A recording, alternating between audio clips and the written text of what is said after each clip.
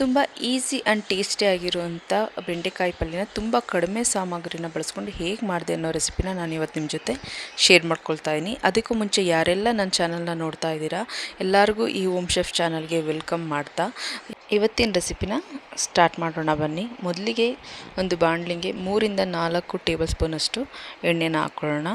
ಎಣ್ಣೆ ತುಂಬ ಹೀಟ್ ಆಗೋವರೆಗೂ ಬಿಡಬೇಡಿ. ಸ್ವಲ್ಪ ಹೀಟ್ ಆಗ್ತಾ ಇದ್ದಂಗೆ ನೀವಿಲ್ಲಿ 1 ಸ್ಪೂನಷ್ಟು ಸೋಂಪು ಕಾಳನ್ನು ಹಾಕೋಬೇಕಾಗುತ್ತೆ.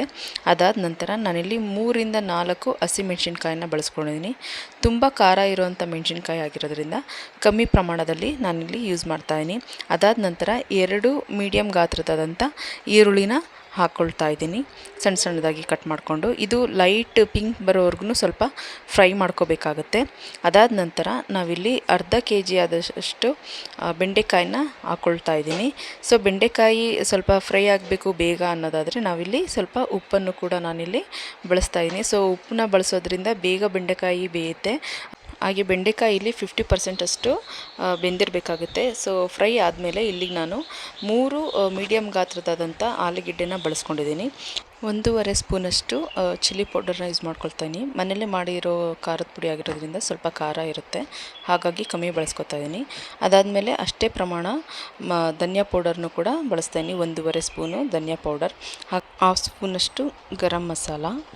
ಅದಾದ ನಂತರ ಇಲ್ಲಿ 2 ಟೇಬಲ್ ಸ್ಪೂನಷ್ಟು ಕಾಶ್ಮೀರಿ ಚಿಲ್ಲಿ ಪೌಡರ್ನ ಹಾಕ್ಕೊಳ್ತಾಯಿದ್ದೀನಿ. ಸ್ವಲ್ಪ ಇಲ್ಲಿ ನೀವು ಖಾರನ ನೋಡ್ಕೊಂಡು ಹಾಕೋಬೇಕಾಗತ್ತೆ.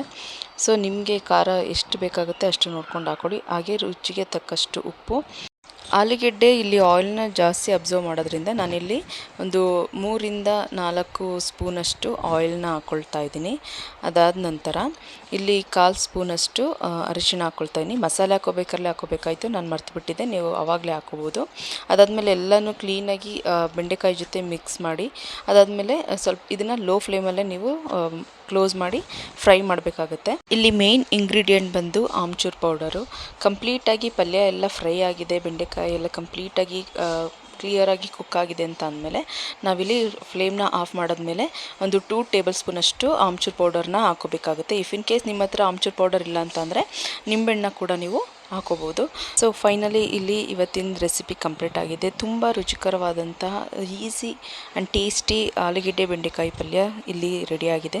ನನ್ನ ಕಿಚನಲ್ಲಿ ನನ್ನ ಕೆಲಸನ ಮುಗಿಸಾಯಿತು. ಓಕೆ, ಈ ರೆಸಿಪಿನ ನಿಮ್ಮ ಕಿಚನಲ್ಲಿ ಒಂದು ಸಲ ಟ್ರೈ ಮಾಡಿ ಹೇಗಿದೆ ಅಂತ ಕಮೆಂಟ್ ಸೆಕ್ಷನಲ್ಲಿ ತಿಳಿಸ್ಕೊಡಿ. ಅದಾದಮೇಲೆ ನಂದು ನೆಕ್ಸ್ಟ್ ವಿಡಿಯೋದಲ್ಲಿ ಹೇಗೆ ಬ್ರೆಡ್ಡಲ್ಲಿ ನಾವು ಪಿಜ್ಜಾನ ಮಾಡ್ಬೋದು ಅನ್ನೋದನ್ನು ನಿಮಗೆ ತಿಳಿಸ್ಕೊಡ್ತೀನಿ. ಇನ್ನಷ್ಟು ಹೊಸ ರೆಸಿಪಿಗಳಿಗೋಸ್ಕರ ಈ ನಮ್ಮ ಚಾನಲ್ನ ಲೈಕ್ ಮಾಡಿ, ಶೇರ್ ಮಾಡಿ, ಹಾಗೆ ಸಬ್ಸ್ಕ್ರೈಬ್ ಮಾಡಿ. Thank you.